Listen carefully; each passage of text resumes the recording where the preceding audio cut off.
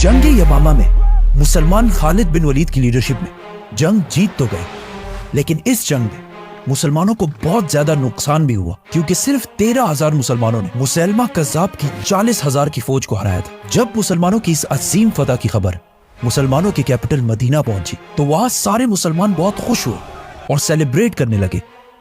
लेकिन हजरत उमर रज़ियल्लाहु अन्हु ने देखा कि इस जंग में बहुत सारे सहाबा ऐसे शहीद हुए जो हाफिज कुरान थे, ऑलमोस्ट 700 सहाबा। तो उन्होंने सोचा कि अगर इसी तरह हाफिज कुरान दुनिया से जाते रहे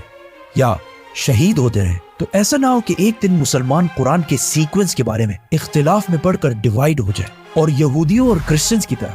बहुत सारे फिरकों में बट जाए। यहूदियों का मानना है कि उनकी किताब तौरात, वो पूरी किताब अल्लाह ने 40 रातों में नाज़िल फरमाई, लेकिन कुरान तौरात की तरह एक रात में नहीं बल्कि 23 साल तक थोड़े थोड़े हिस्सों में नाजिल होता रहा। रसूलुल्लाह सल्लल्लाहु अलैहि वसल्लम को यहूदियों और क्रिश्चियंस की आसमानी किताबों तौरात और इंजील के चेंज होने का अच्छी तरह पता था, तो उन्होंने शुरू से ही कुरान की हिफाजत के लिए एक स्ट्रिक्ट सिस्टम बनाया। कुरान का सबसे पहले नाजिल होने वाला लफ्ज इक़रा था, मतलब रीड। लेकिन आज से 1400 साल पहले मक्का में ऐसे लोग बहुत कम थे जो कुरान को लिख और पढ़ सके। लेकिन पहले दिनों से ही इस्लाम कबूल करने वालों में कुछ लोग ऐसे थे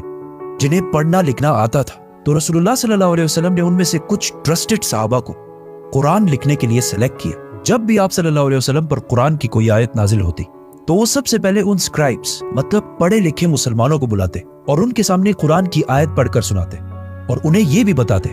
कि किस आयत को कौन सी सूरत में लिखना है और किस आयत के बाद लिखना है, जिसे ये सारे स्क्राइब्स बहुत केयरफुली लिख देते, जिसके बाद दोबारा ये स्क्राइब्स उन आयत को आप सल्लल्लाहु अलैहि वसल्लम को पढ़कर सुनाते और अगर उसमें कोई गलती हो तो आप सल्लल्लाहु अलैहि वसल्लम उसे दूर कर देते और इस तरह 2-3 बार रिवाइज करने के बाद ही कुरान बाकी मुसलमानों तक पहुंचाया जाता। कुरान लिखने और पढ़ने वाले तो बहुत कम थे, जिसकी वजह से बाकी सहाबा ने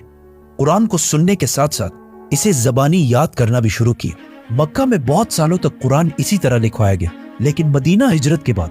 आप सल्लल्लाहु अलैहि वसल्लम ने मस्जिद नबवी के अंदर कुरान लिखवाने का एक प्रॉपर सिस्टम बनाया। मदीना की लिटरेसी रेट,